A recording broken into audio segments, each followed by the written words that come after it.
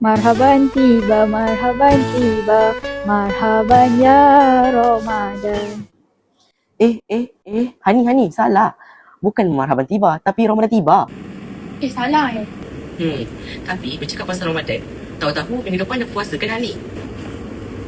19 Januari kan? Betul Hani. Tapi mesti penat kan nanti sekolah? Apa kata kita interview warga Setegau? Mungkin diorang ada amalan dalam berpuasa. Betul juga tu. Jomlah Syakir. Jom. Sabar jap, tengok video kat sebelah ni. Assalamualaikum. Hi guys. Welcome back to our channel TVPSS Al-Imtiaz yang selalu di hatimu. Okay, jom sambung. Selamat menonton. Assalamualaikum, kita bersama dengan adik Sufi. Assalamualaikum Ustazah. Waalaikumsalam. Assalamualaikum Ustazah. Salam. Okay, Assalamualaikum Ustazah Mai. Salam.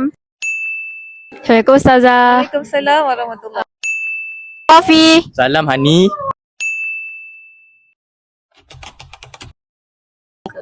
Selalunya bila sahur makan nasi lepas tu air, kalau air minum air kosong. Okay, Assalamualaikum anak-anak Setegau. Untuk kita menahan lapar dan dahaga, biasanya kita kena sahur. Sahurlah walaupun segelas air. Bangun sahur. Sahur tu maksud dia bangun pukul 5, lewatkan sahur 5 pagi. Bukan sahur 3 pagi. Jadi kita lewatkan sahur, kita ambil amalan sunat lewatkan sahur. Kita sahur, kita makan. InsyaAllah niat untuk berpuasa dan kita akan kuat untuk menghadapi, untuk kita melaksanakan ibadat puasa, InsyaAllah. Tips tahan lapar ketika puasa? Ya. Kalau cara saya lah. Kalau cara saya, dan sebenarnya sunnah juga. Semestinya kita kena bersahur. Tapi sahur jangan lupa ambil kurma dalam jumlah yang ganjil. Lepas tu boleh buat, saya suka buat susu kurma. Kalau rajin saya buat sendiri, rendam kurma dengan susu.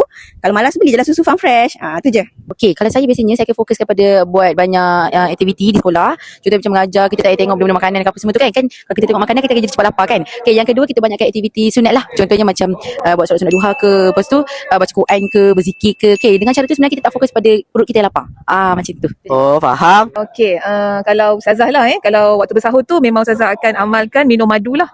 Minum madu dan juga batu sauda. Sebab madu ni dia mengikat air dalam badan kita. Jadi biasa kita kalau puasa kan kita cepat dahaga kan. Jadinya dengan madu ni dia akan mengikat air dalam badan kita. Kita tak mudah rasa dahaga lah. Sebab puasa ni kita lebih dahaga daripada kita lapar sebenarnya. Itulah amalan Ustazah. Cara saya tidur. Lepas tu saya tidur, lepas tu saya bangun. Lepas tu saya tidur balik, lepas tu saya bangun solat lagi. Tidur balik, bangun. Lepas tu pergi pasar. Lepas tu tidur balik. Lepas tu dah berbuka, saya makan. Macam itu, tak batal ke? Tak, sebab saya solat. Menyambut puasa saya balik Negeri Sembilan. Negeri Sembilan, dekat mana tu? Dekat Felda Seting Hilir. Kita balik kampung lah. Bye. Balik Kelantan. Puasa sambut kat mana? Bukan raya lah. Okey. Kalau puasa mula-mula Ramadan ni saya balik kampung suami saya di Ipoh Perak. Lepas tu dapat sekolah kan balik sini lah. Saya akan menyambut puasa di bendera dia warna hitam putih. Faham. Yes. Okay. Ustazah memang ada orang sini. Jadi Ustazah sambut puasa di sinilah di Perak Tenggara 2. Bersama siapa? Bersama dengan keluarga. Alhamdulillah. Saya sambut kat sini je sebab kat sini kampung saya.